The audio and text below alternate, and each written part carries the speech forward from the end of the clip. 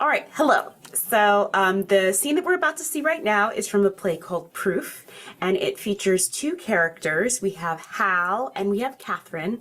Catherine's father has just passed away, and Hal is one of his former students. That he was a mathematician, and at this point, Hal has been upstairs looking at the work from her father, and they're having a discussion about who it is that's going to continue the work, are they going to publish the work, and what's to be done about her father's things.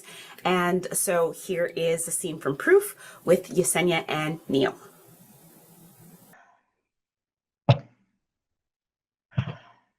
You're wasting your time. Someone needs to go through your dad's papers. There's nothing up there. It's garbage. There are 103 notebooks. I looked through those. It's gibberish. Someone should read them. He was crazy. Yes, but he wrote them. He was a graphomaniac, Harold. Do you even know what that means? I know. He wrote compulsively. Call me Hal. There's no connection between the ideas. There's no idea. It's like a monkey on a typewriter. It's 103 notebooks full of bullshit. Let's make sure they're bullshit. I'm sure. I'm prepared to look at every page. Are you? No, I'm not crazy. Well, I'm going to be late. Some friends of mine are in this band. They're playing at a bar up on Diversey, way down the bill. They're probably going on around 2:30. I said I'd be there. Great. They're all in the math department. They're really good. They have this great song. You'd like it. Called I. Lowercase I.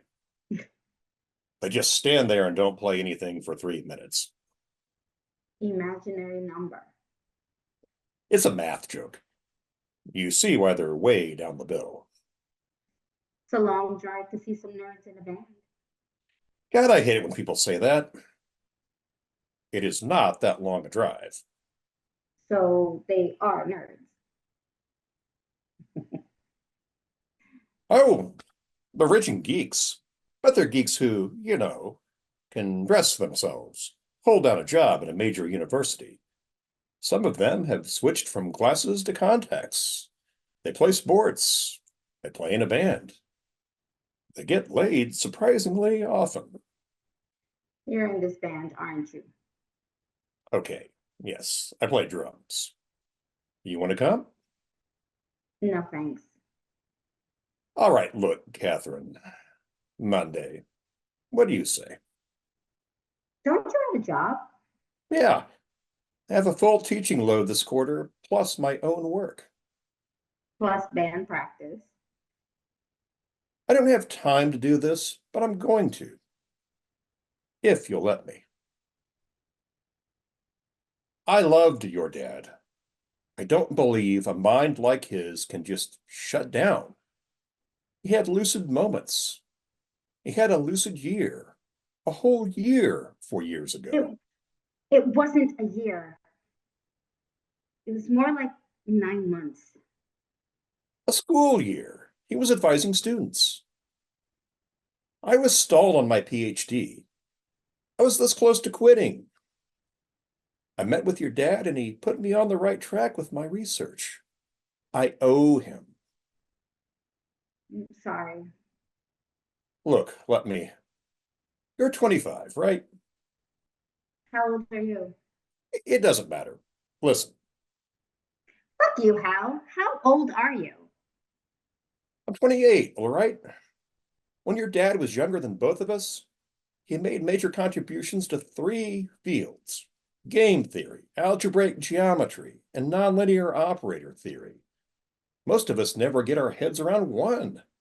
He basically invented the mathematical techniques for studying rational behavior, and he gave the astrophysicists plenty to work over too. Okay? Don't lecture me. I'm not. I'm telling you. If I came up with 1/10 of the shit your dad produced, I could write my ticket to any math department in the country. Give me your backpack. What? Give me your backpack. Why? I want to look inside it. What? Open it and give it to me. Oh, come on. You're not taking anything out of this house. I wouldn't do that. You're hoping to find something upstairs and publish it. Sure. Then you can write your own ticket. What? No. It would be under I your don't, dad's name. It would I be don't your believe dad. you. You have a notebook in that backpack. What are you talking about? Give it to me. You're being a little paranoid. Paranoid? Maybe a little. Fuck you, Hal. I know that you have one of my notebooks. I think you should calm down and think about what you're saying. What I'm saying is that you're lying and that you're taking my family's property. And I think that sounds paranoid.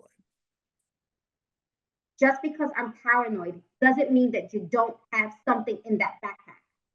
You just said yourself there's nothing up there, didn't you? I Didn't you say that? Yes, So what would I take? Right? you're right. Thank you.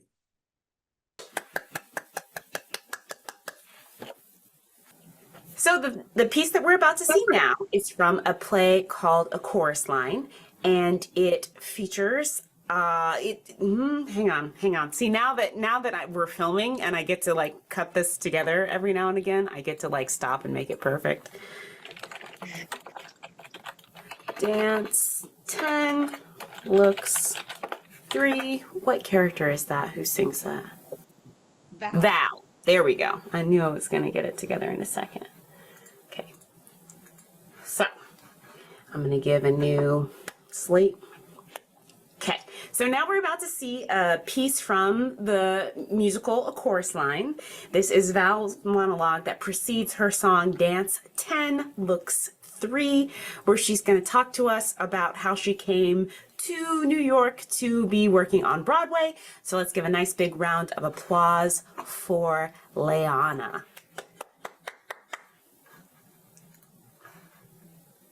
So, the day after I turned 18, I kissed the folks goodbye, got on a Trailways bus, and headed for the big bad apple. Because I wanted to be a rockette. Oh, yeah, let's get one thing straight. See, I never heard about the Red Shoes. I never saw the Red Shoes. I didn't give a fuck about the Red Shoes. I decided to be a rockette because this girl in my hometown, Luella Heine, had actually gotten out and made it to New York. And she was a rockette. But she came home one Christmas to visit, and they gave her a parade. A goddamn parade. I twirled a freaking baton for 2 hours in the rain. Unfortunately, though, she got knocked up over Christmas. Merry Christmas. And never made it back to Radio City. That was my plan. New York, New York, here I come. Except I had one minor problem. See, I was ugly as sin. I was ugly, skinny, homely, unattractive, and flat as a pancake. Get the picture?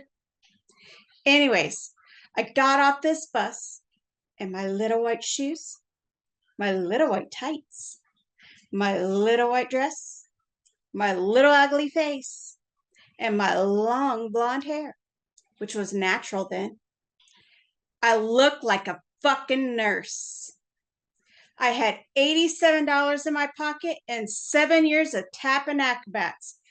I could do 180-degree split and come up tapping the Morse code. Well, with that kind of talent, I figured the mayor would be waiting for me at Port Authority. Wrong. I had to wait 6 months for an audition. But finally, the big day came. I showed up at Music Hall with my red patent leather tap dance, and I did my little tap routine. And this man said to me, Can you do fan kicks? Well, sure, I could do terrific fan kicks, but they weren't good enough.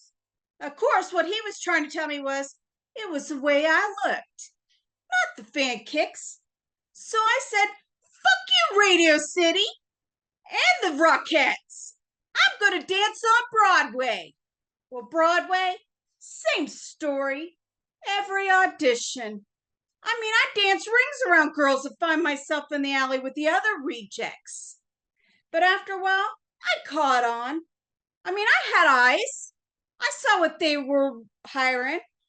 I also swiped my dance card once after an audition. And on a scale of 10, they gave me for dance 10. For looks, 3.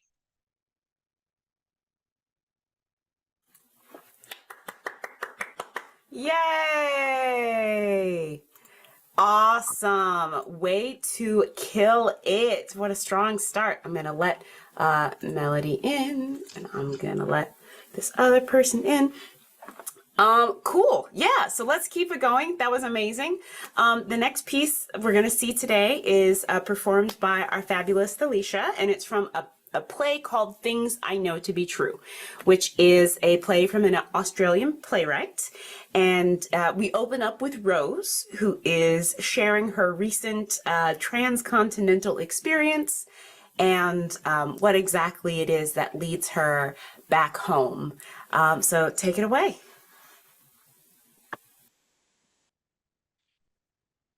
Berlin, a winter coat, a travel bag, a red nose, and a broken heart.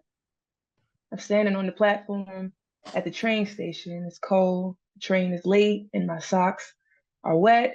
I'm not quite sure how I got here or where I meant to go next. I met him 4 nights ago, and he was the most beautiful boy I'd ever seen. His name was Emmanuel, of course, and he came from Madrid. I've been traveling by myself for 3 months, the great European adventure. London, Dublin, Paris, Prague, and Berlin. I've been saving for a year. Mom and Dad said, don't go by yourself. It's dangerous. It's too dangerous. Go on a tour, or at least take some girlfriends. Don't meet people. I told them I'll be fine. But meeting people is harder than you think. I mean, I did meet 2 people at hostels and stuff, but mainly other Americans, and it was fun for a night or 2. And then there he is in a club dancing with his shirt off. And I think, wow, that guy can really dance. That guy is like fire. And then he looks over at me, and I am gone. I pretend not to be. I try to be cool, make it seem like I'm not interested, but I'm so interested. And we dance until the sun comes up. And as we come out of the club into the light, I think, this is it. This is life. I am living. And when he kisses me, I want to cry because I've never been kissed like that. And he seems to know things. And for once, it doesn't seem to matter that I don't. 3 days. 3 days. We stayed in bed. And after 3 days, I knew some things too. On the 3rd night, I watched him sleeping, and I do that thing you shouldn't think about the future. I imagine I'm there in our backyard with Dad's roses all around us, and I'm walking down the lawn in his arms, and he's got tears in his eyes, and Mom's there in a new dress, which she never lets herself have, and my sister Pip is there with her husband Steve, and their 2 girls, and Mark, my oldest brother, who I adore, is there with his girlfriend Taylor. And then there's Ben, and I love him so much, you know. And then there's Ben, my other brother, who's with a new girl, and it won't last because they just don't with Ben. And I love him so much. And sometimes I think too much, if you can love too much. But now I have to make room for Emmanuel. He's standing there in a suit. He's just so handsome. Then he wakes up and he looks at me as if he knows what I'm thinking about. And as if He wants to get up and run. So I kiss him on the lips before he can, and he smiles, and I smile. When I wake up the next morning, he's gone, along with 400 euros for my wallet, my iPad, my camera, my favorite scarf, and a large piece of my heart. I feel small. I feel like I'm 12 years old. I want to cry, but I won't. Well, I do a bit, but not as much as I want to. Feel like I'm going to literally fall to pieces, that my arms are going to drop off, and then my legs into my head. And to stop myself coming apart, I make a list of all the things I know. I mean, actually know for certain to be true. And the really frightening thing is, it's a very short list. I don't know much at all, but I know that at 25, when I return to 22 Avenue, Outlet Cove, things are the same when I left. They always will be, and I know I have to go home. That's it. Yay! Well done. That was beautiful. Spectacular. Amazing. It's going so good. We are just going to keep this party ball rolling here. So the next piece that we are going to have is Phyllis is going to bring it to us, and it's from a play called Oleana, and it's by David Mamet, and that play is a two-person play, and it follows the unfortunate and wily adventures of a college professor and a student that he is advising. And so this piece is from the end of the play, and we really get a chance to hear the perspective from his student. So we're going to give a large round of applause and tell Phyllis to take it on away. But hopefully you guys can see me. You look great.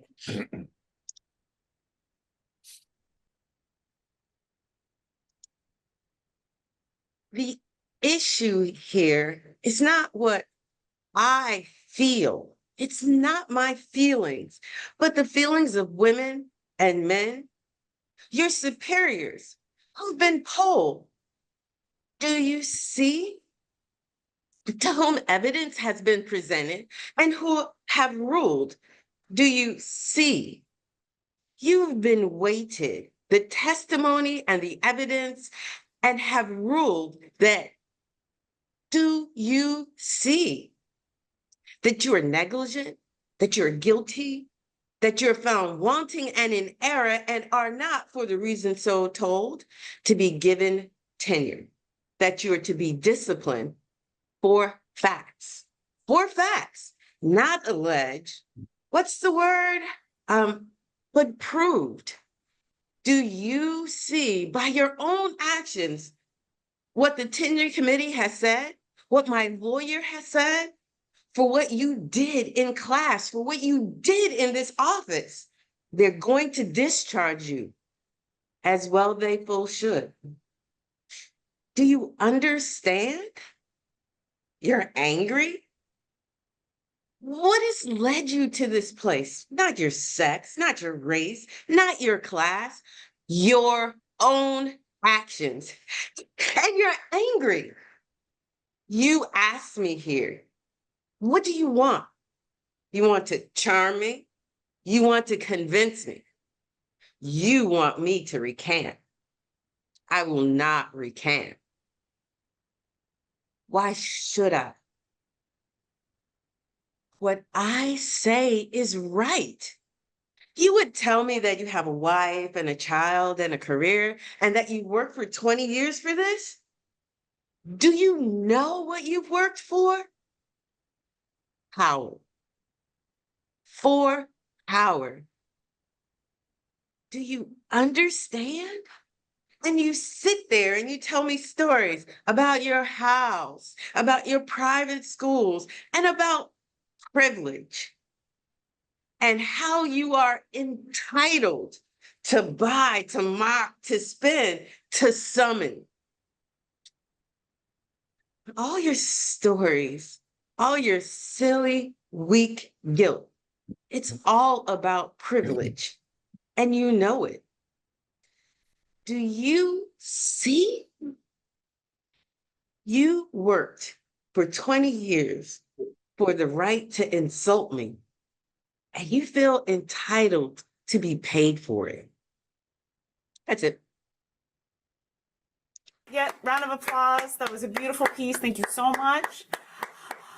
All right, we are going to keep it moving with the drama and the pain and the funniness because that's what life's about. And we're going to see this piece next from a play called Almost Maine, and it's going to be brought to you by Melody. And this piece, it's about a young woman named Hope, and her boyfriend in high school asked her a very, very important question one night, right before she was about ready to leave for college. And instead of answering, she doesn't. And she is finally gotten to the place where she's ready to answer. So she comes back to Almost about 20 years later to give her boyfriend the answer. So without any further shenaniganery, let us give a round of applause for Melody. Okay.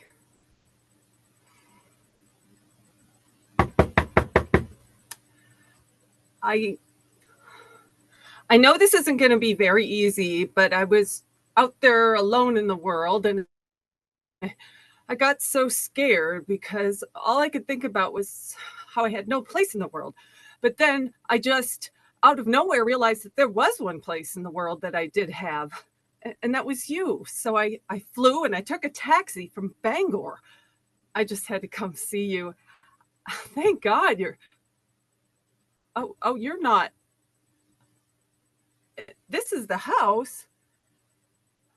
Woo. I am so sorry. Does Daniel Harding live here? I'm looking for Daniel Harding. He lives here, I thought, but he doesn't, does he? Oh, I am so sorry. I'm so embarrassed. I just honestly thought he'd be here. I always thought he'd be here, always. Do you know him?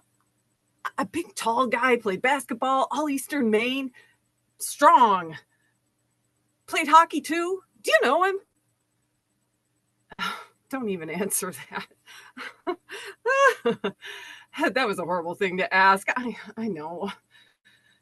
It was a horrible question to ask a person who lives in a small town, as if everybody in small towns knows everybody else. I can't believe I did that.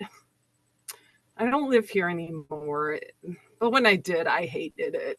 When people assumed I knew everybody because it's a small town, I mean, you know who you know, and you don't know who you don't know, just like anywhere else. Oh gosh, I'm sorry to bother you. It's just when his parents passed away, he kept the house. I heard he stayed here, lived here.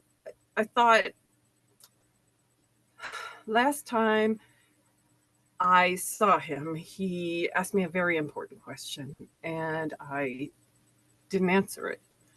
And that's not a very nice thing to do to a person. You know, he asked me to marry him, but I didn't answer him. And that's why I'm here, to answer him. I mean, I didn't answer him in the first place because I didn't have an answer at the time. I mean, I was going to college, and then the night before I'm about to go off into the world and do what I hope and dream, he asked me, will you marry me? I mean, come on. I was leaving in the morning. What was I supposed to do? I mean, I told him I'd have to think about it, that I would think about it overnight and I'd be back before the sun came up with an answer. And then I left him standing right there where you're standing. And then I didn't make it back with an answer before the sun came up or at all.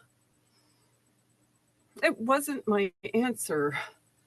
I just went off into the world, and that's not an answer. And I'm afraid he probably waited up all night hoping for me to come by. And I just want to tell him that I know now that you can't do that. Like, not answer an important question like that. You just can't do that to a person. especially to a person you love.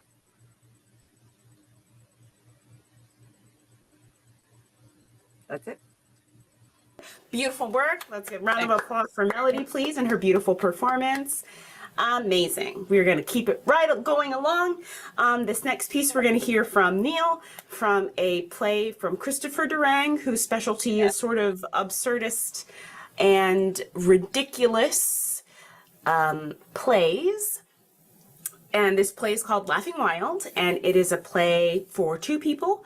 And so this character that he's about to play has been working on his personality, and he's been trying to learn and grow and improve. And we see in this piece that it's maybe not going quite in as linear a fashion as one might hope. So without any further explanations, let's hear it for Neil and his piece from Laughing Wild. I used to be a very negative person. But then I took this personality workshop that totally turned my life around. Now, when something bad or negative happens, I can see the positive. Now, when I have a really bad day, or when someone I thought was a really good friend betrays me, or maybe when I've been hit by one of those damn people riding bicycles the opposite way on a one-way street, so of course one hadn't looked in that direction, and there they are bearing down on you, about to kill or maim you.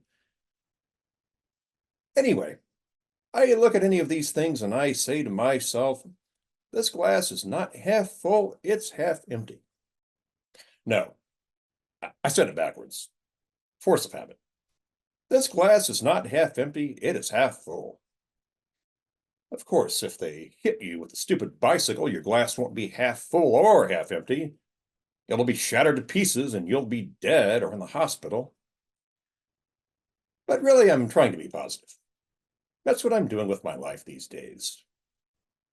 I was tired of not being joyful and happy.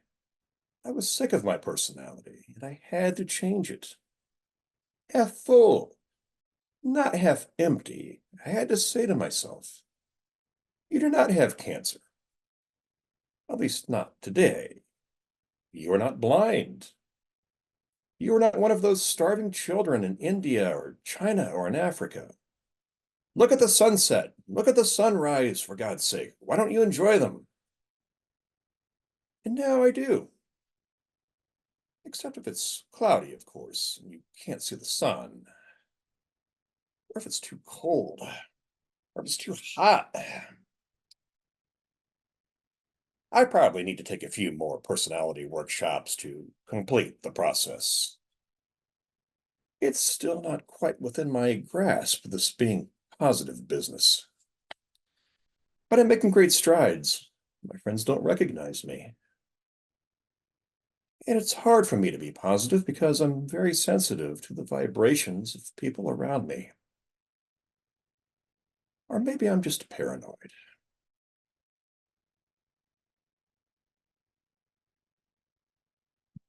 That's it. Amazing. Such nice work. Thank you so much, Neil. Beautiful piece. And let's keep it going here. We are getting into our second duet scene. This is from a play called Angry, Raucous, and Shamelessly Gorgeous, written by American playwright Pearl Clegg. And this piece is about women and coming of age and learning when to pass the torch. So in this scene near the middle, toward the end of the middle in the play, we've got our two characters, Betty and Anna. And both of them are career established theater people, and they have been invited to participate in a festival. And in the middle of this participation, Anna realizes that she's meant to give her role to a younger actress. And not only to an actress who is younger, but an actor that doesn't quite have the performance pedigree that Anna hopes for. And so in this moment, we are having an argument between our two lead women, Anna and Betty, about growing up, passing the torch, and coming to the end of your career with grace. So let's see this piece from Angry, Raucous, and Shamelessly Gorgeous. I hate it when you do that. Do what? Start playing solitaire when you know I have to tell you something. I was already playing when you came out of the bathroom and I have to pay attention or I might cheat. I think you owe me an explanation. An explanation of what? How I might cheat? You knew she was a porn star. She's not really a star, but yes, Kate told me. And you didn't think you should let me know? Why? So I could be prepared. Prepared for what? Why am I having to explain this to you? Because I don't see a problem. She's not doing porn in this performance. She's doing a theater piece that requires nudity to make a point about the silencing of women. And why am I having to explain this to you?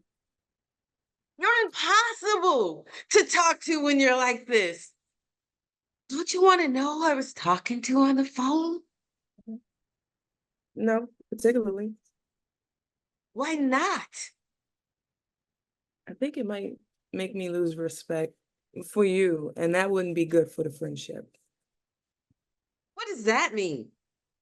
It's nothing. Tell me who you were talking to. I've been on the phone with the Department of Public Indecency. There's a Department of Public Indecency in Atlanta. Well, not a whole department, more like an office within the police department. I alerted them to the fact that there will be a performance in the park tomorrow evening where the performer will be fully naked for the entirety of the piece. You called the police on your own work? She said that they will have security on site at the festival, but they can't arrest anyone in advance of committing a crime.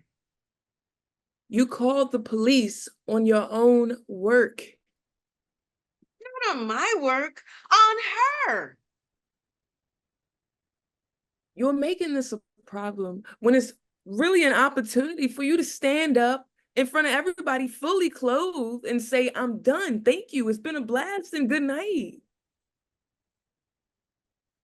What if I'm not ready to say good night? Don't take it so personal. It's the way of the world. You're quoting Earth, Wind, and Fire at me now? Listen, sweetie, our job used to be adding to the record. Now our job is to be sure they tell the story straight. She doesn't even know my work. She is your work. No, she's not. This piece is my work, the ground on which I stand, my raison d'etre. And all I ask is the chance to have it done one last time with all the defiant fuck you energy that drove me to do it in the first place. And if I'm too old to do it myself, I'm prepared to accept that verdict. But it has to be a real actress, not a person whose only experience is in the sex industry. You had your turn. Give her a chance. I'm not giving anybody anything. If she's ready, let her come and take it. Let her come at me with a better idea, one of her own. You can't win this. Watch me. You remember what I said earlier about that whole losing respect for you thing? This is what I was talking about. Why don't you keep this suite? I'm going to get a single for myself. I think we both need some space. You're not serious. I don't need your permission. You never did. And you need to find another producer for my tour. Kate simply will not do.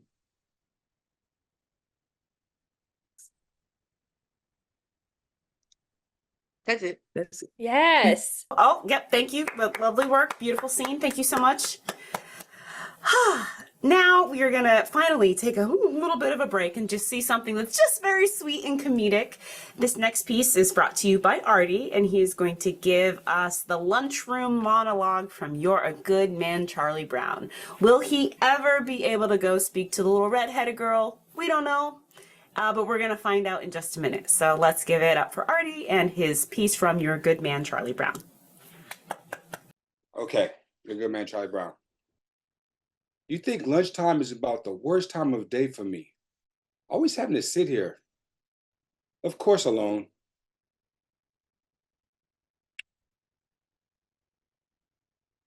Sometimes morning aren't so unpleasant either.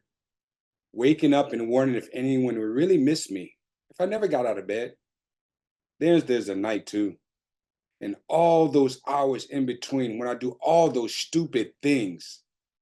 Well, lunchtime is among the worst times of day for me. Well, I guess I better see what I've got.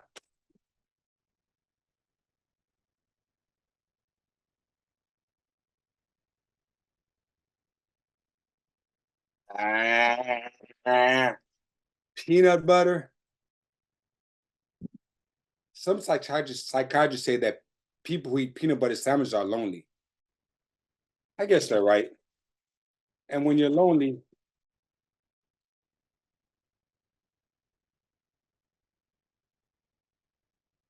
the peanut butter really sticks to the roof of your mouth. Then there's this little cute girl eating her lunch over there. I wonder what she'd do if I went over there and asked her if I could sit there and have lunch with her. She'd probably laugh right in my face. It's hard on their face when you get laughed in. There's an empty place next to her on the bench. There's no reason why I couldn't go over there and sit there. All I have to do is stand up. I'm standing. I'm sitting down. I'm a coward. I'm so much of a coward, she wouldn't even think of looking at me. She hardly ever does look at me. In fact, I can't remember ever looking at me. Why shouldn't she look at me? Is there any reason in the world why she shouldn't look at me? If she's so great and I'm so small, then she can't spare one little moment. She's looking at me. She's looking at me.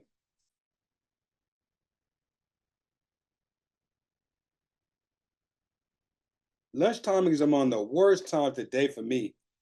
If that little redheaded girl is looking at me with this stupid bag over my head, she must think I'm the biggest fool alive. But if she isn't looking at me, then maybe I could take it off quickly and she'll never notice it. On the other hand, I can't tell she's looking until I take it off.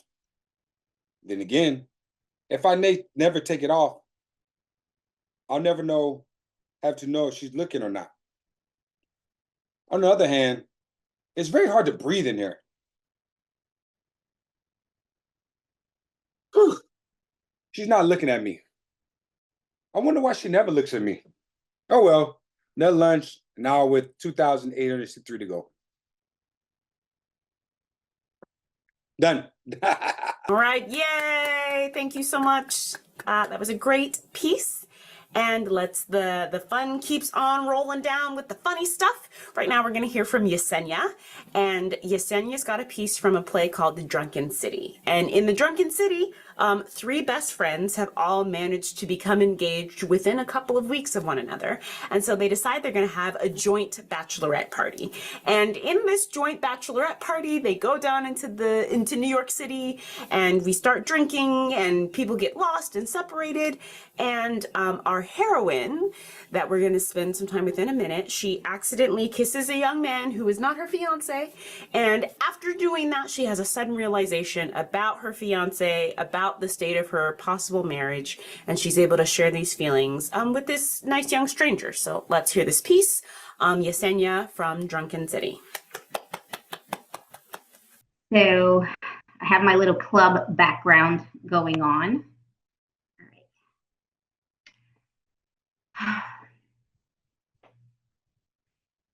It's just ever since Gary asked me to marry him, it's been so noisy everywhere.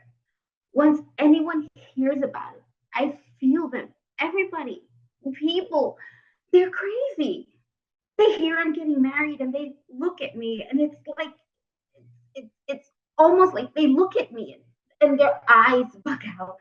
They see what they want and they get really noisy. Oh, and this is screwed up, you know? I call my best friends, I call up Melissa or Linda or Callie, and they say, how's it going? And I say, fine. And they shout into the phone, you're engaged. And I go, I know, I know. And Linda goes, woohoo! But at the same time, I've been writing things into my journal, but things just keep going forward. My mom was all like, the invitations are printed. Honey, the invitations, look. And I'm all, they look great, Mom. And she looks so happy. But I've been unhappy about something. My dad and I were upstairs wrapping presents for my nephew and niece. They're twins. And they're so cute. They got these little noses, just so cute. They're so cute. Oh, so we were upstairs and we were wrapping their presents. And my dad says, how you doing? And I just burst into tears. I was just, and I try to explain to him, Dad, Gary ties his ties too tight. And he says, uh-huh. And I go like really, really tight. And he looked at me. He's such a nice guy, my dad. My dad looked at me and I wanted to say, I think I made a mistake. I might have, but I was scared because he likes Gary and they both have Toyota Corollas and they both like watching TV together. My dad is so happy that I'm marrying someone like him. I didn't want to disappoint him, but I'm so mad at myself that I couldn't tell him the truth.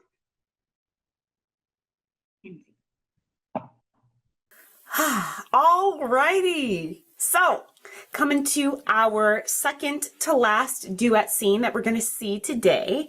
This scene is from The Odd Couple, and of course there is the regular version of The Odd Couple that we're all familiar with Felix and Oscar and two grumpy roommates. But wouldn't you know it, there is actually a female version of this play. So instead of Felix and Oscar, we have Florence and Olivia, and we are going to see just a bit of a scene from the middle of the female Odd Couple brought to us by Phyllis and Leanna. So. Either I could go downstairs and buy a couple magazines, or I could make a phone call. Saying, I'm saying, let's spend one night talking to somebody with lower voices than us. you mean go on a date? Yeah. Well, I can't. Why not? Well, it might be all right for you, but I'm still married. You can cheat until the divorce comes through. It's not that. It's just that I have no feeling for it. I can't explain it. Try. Listen, I intend to go out. I get lonely too, but I'm just separated a few weeks. Give me a little more time.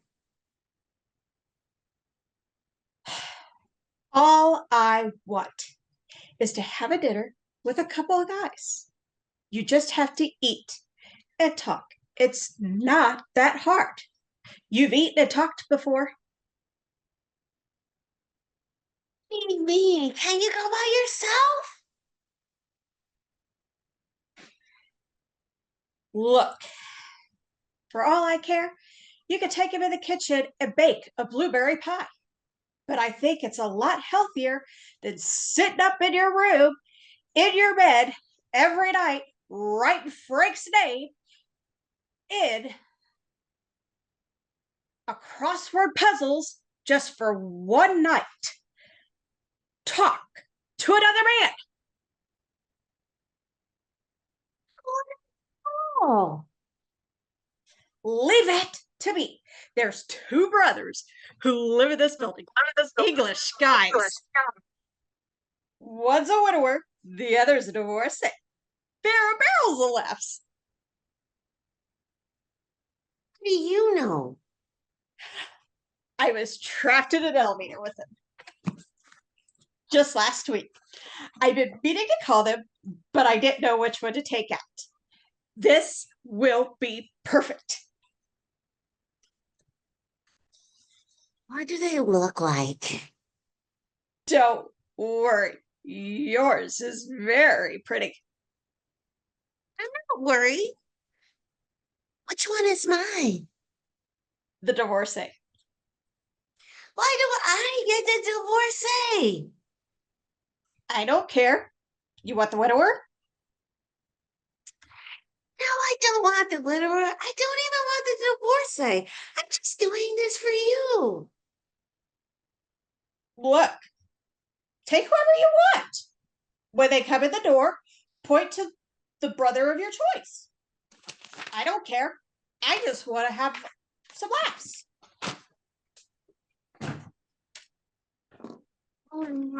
All right. Don't say all right. I want you to promise me that you're going to try to have a good time. Please, Florence. It's important. Say I promise. I promise. Again. I promise. And no writing in the book. $1.30 for the cab. No writing in the book. And no one is to be called Frank. It's Ernest and Jack. No Frank. And no crying, sighing, moaning, or groaning. I'll smile from 7 to 12. And above all, no talk of the past, only the present. And the future. That's the new Florence I've been waiting for. Oh, is this going to be a night? Hey, where do you want to go? What? For dinner, where we eat. You mean a restaurant? For 4 of us? That costs a fortune. We'll cut down on laundry. We don't wear socks on Thursdays. But that's throwing money away. We can't afford it, Olive. We have to eat. We'll have dinner here.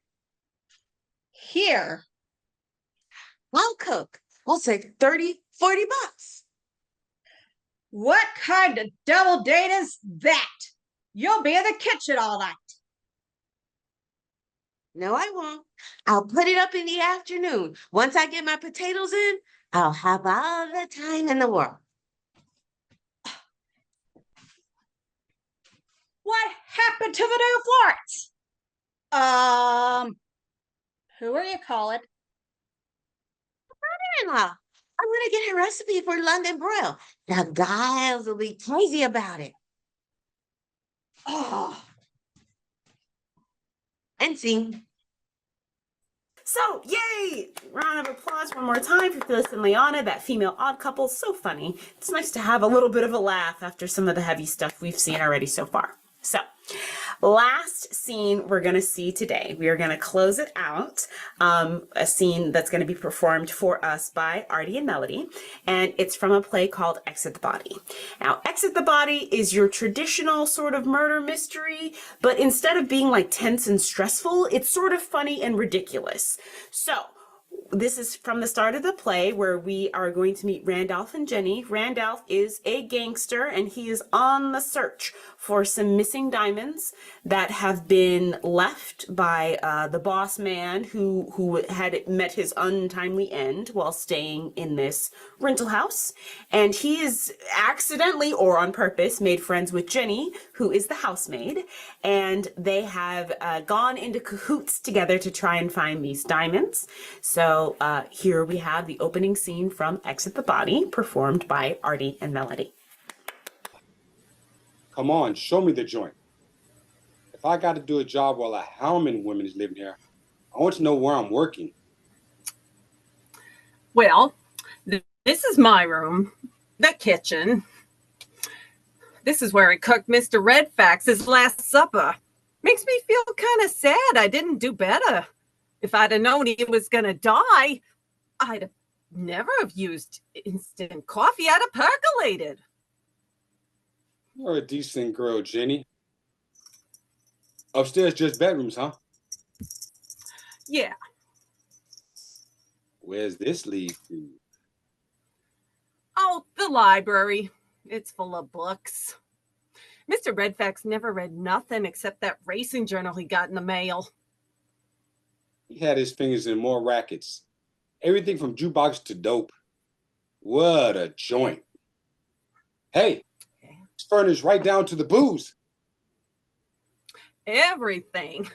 They even got salt in the salt shakers. That's why the rent's so high. Well, I don't think you should touch that liquor, Randolph. It's illegal. So is breaking and entering. I didn't break in. We didn't. And I have the right to be here. I work for Mrs. Randolph.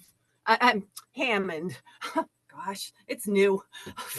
She's rich, huh? She's a good writer, too, I heard. The greatest. Never less than 5 murders in the books. Huh.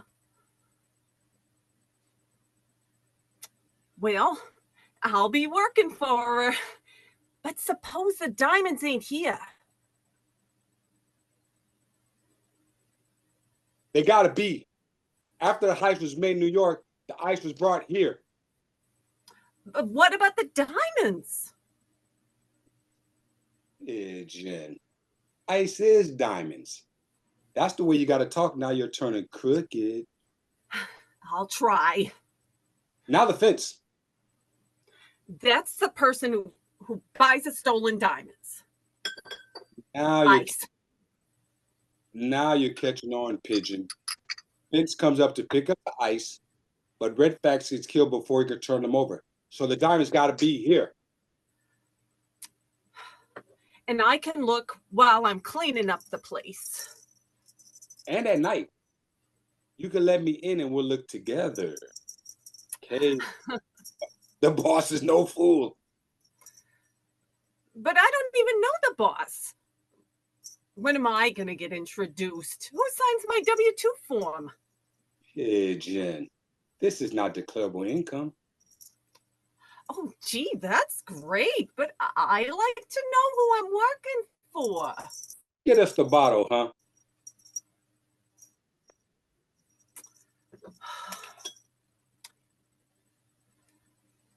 And you better start looking for the ice. They're going to be here. They're going to be here soon. In a minute. Sure, a lucky thing I sat next to you at the movies. I mean, out of all the girls in Birchville, I should have slipped my arm around the one who works in the house.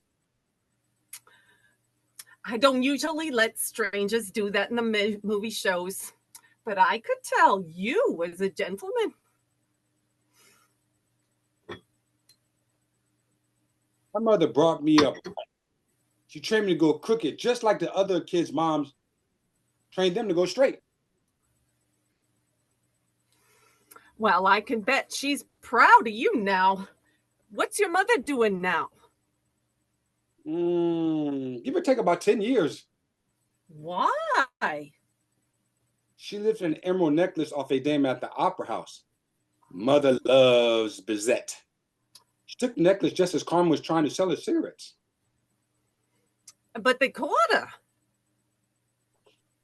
Oh, yeah, she couldn't resist wearing emeralds. They picked her up at the automat on 46th Street. You know, the last thing Mother said to me as they took her away, she said, Randolph, by the time I get out, I hope you want it. Really have faith in me.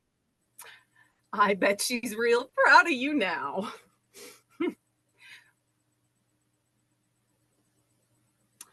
Nothing exciting ever happens to me. I worked around home downstate, and then finally Ma said I needed to go out and see something of the world. So I came up here, but there's no difference except the sap runs later.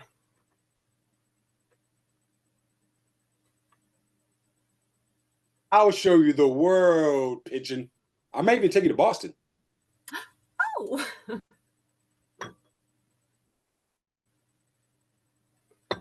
That's all, folks. That's it. All right, round of applause for Artie, for Melody, for all of our spectacular performances that we saw today.